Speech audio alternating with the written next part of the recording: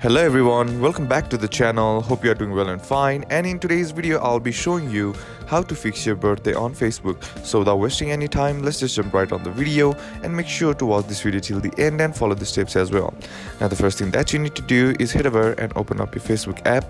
And once you're inside your Facebook app, tap on the profile icon on the bottom right corner of the screen and you'll be sent to your menu page. Now click on the settings icon on the top right corner of the screen. And once you're inside here, scroll down until you find option that says profile details. Tap on that, and once you're inside there, here scroll down, and here under basic info you'll find your birthday. Now in order to edit it, simply tap on edit, and here on the top option you'll find your birthday option. You can either set your birthday to public, friends of friends, friends or only me, depending on your preference.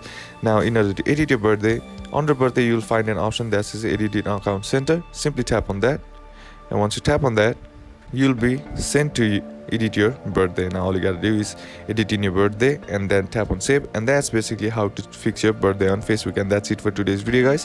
Hope this video was useful to you. Leave a like if you did, comment down below what the next video should be on, consider subbing to the channel. Thank you for watching. Bye bye.